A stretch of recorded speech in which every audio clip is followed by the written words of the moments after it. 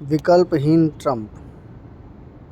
Iran में तबाह करने वाली धमकी दे रहे अमेरिकी राष्ट्रपति ने जिस तरह से 2 हफ्ता में जारी युद्ध विराम की अवधि खत्म होने के पहले ही उसे अनिश्चितकाल के लिए बढ़ा दिया, वह उसके समक्ष पैदा हुई विकल्पहीनता की ही रेखांकित करता है। इसके यह निर्णय भी यही स्पष्ट हो रहा है कि वे इस युद्ध में निकलने की राह देख रहे हैं। इसका कारण यह है कि वे लगभग 40 दिनों तक चले युद्ध में न तो ईरान को अशक्त कर पाए और न ही उसके हमलों से खाड़ी देशों को समुचित ढंग से रक्षा कर पाए।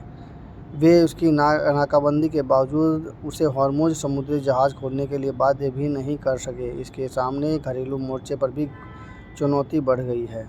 सबसे बड़ी बात है, सपोर्ट में कोई नहीं है, वरना अमेरिकी रेजिमेंट क्या नहीं कर जाए। क्योंकि एक तो उसके मागा यानी मेक अमेरिका ग्रेट अगेन समर्थक युद्ध के पक्ष में नहीं, और दूसरी तरफ ईरान के खिलाफ युद्ध जारी रखने के लिए संसद में अनुमति चाहिए होगी। वह उसे शायद ही मिले, क्योंकि विपक्षी डेमोक्रेट संघ कई रिपब्लिकन सांसद भी युद्ध के विरोध में हैं। इसकी भी अनदेखी न की जाए तो हॉर्मुज़ बाधित होने से विश्व में जो गहन ऊर्जा संकट पैदा हुआ है उसका अमेरिका पर भी असर पड़ा है। भाई, हर चीज़ पे व्यापार पड़ता है, एक दूसरे से लिंक है, तो हर चीज़ पे फ़र्क पड़ेगा ही। चाहे भले ही अमेरिका ताकतवर हो, लेकिन उस पर भी फ़र्क पड़ेगा। और ये बात सच भी है। मैंने एक वीडियो देखा था जिसमें रेस्टोरेंट से के खाने के प्राइस में भी को भी देखा, और मतलब मॉल के अंदर जो है खाने के प्राइस और सामानों के प्राइस में भी देखा, तो काफ़ी ज़्यादा बहुत ज़्यादा बढ़ा हुआ दिखाई दिया। निसंदेह यह भी स्पष्ट है कि युद्ध विराम तोड़ना जितना अमेरिका के लिए जोखिम भरा था, उतना ही पाकिस्तान के लिए भी।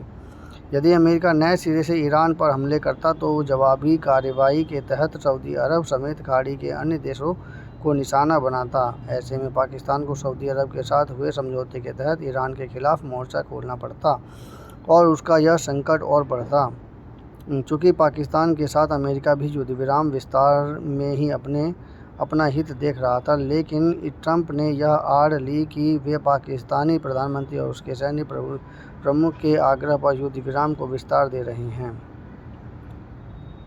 और उसने सैन्य प्रमुख के आग्रह पर युद्ध विराम को विस्तार दे रहे हैं। क्या यह विचित्र नहीं है कि अभी तक हर मामले में मनमानी करने वाले ट्रंप पाकिस्तान के आग्रह को इतना महत्व दे रहे हैं? इसमें संदेह है कि अमेरिका और ईरान के बीच दूसरे दौर की वार्ता टली वह युद्ध विराम विस्तार से फिर शुरू हो सकेगी, क्योंकि ईरान अमेरिकी नाकेबंदी को युद्ध विराम का उल्लंघन मानकर अमेरिका से बात करने से इनकार कर रहा है। वह अमेरिकी धमकियों से भी बेपरवाह है। अमेरिका और पाकिस्तान के सामने यह एक समस्या थी कि उसके लिए यह जानना कठिन है कि ईरान में चल किसकी रही है, मज़हबी या राजनीतिक नेतृत्व की, या फिर सैन्य नेतृत्व की। लगता है मज़हबी या राजनीतिक नेतृत्व का कट्टरपंथी सेना हावी हो गई है।